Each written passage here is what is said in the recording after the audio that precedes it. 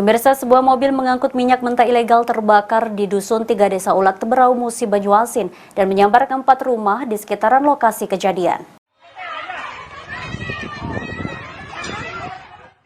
Kejadian terbakarnya mobil pick-up muatan minyak mentah ilegal dan menghanguskan 4 rumah di Jalan Lintas Sekayu, Lubuk Linggau bermula saat mobil datang dari arah Lubuk Linggau menuju Kota Sekayu dengan kecepatan tinggi.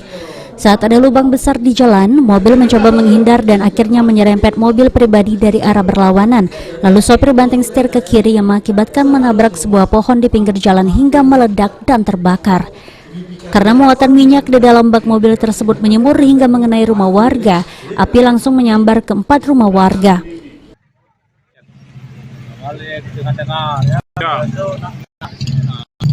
Jalan lubang itu. Ini batu api gitu kali. Oh. Itu kebakaran. Ngangkut itu, Pak.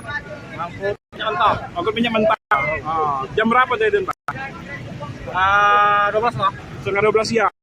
Langsung nyambar rumah atau gimana? Nyambar rumah. Yang mana dulu? Yang ini yang sebelah sana dulu? Dua-duanya, Pak. Oh, langsung terbakar. Ya. Ada korban ya, Pak? Nggak ada, kurang tahu, Pak. Kurang tahu ya.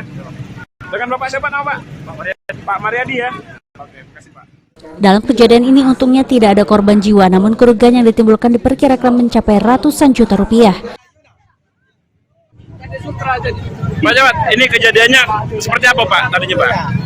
Jadi kejadian kebakaran ini dari sebelumnya didahului oleh ledakan mobil pickup Grandback bawa minyak. Oh, minyak apa itu, Pak? Minyak mentah? Minyak mentah. Minyak mentah, Pak ya. Di percikan minyak itu dia sebar ke rumah sekitar. Oh. Ada yang nyebrang, ada yang sejalur dengan mobil berbalik.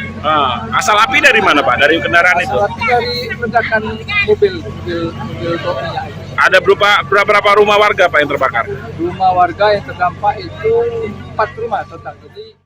Selanjutnya kejadian ini sendiri ditangani oleh pihak polisi dari Polres Musi Banyuasin.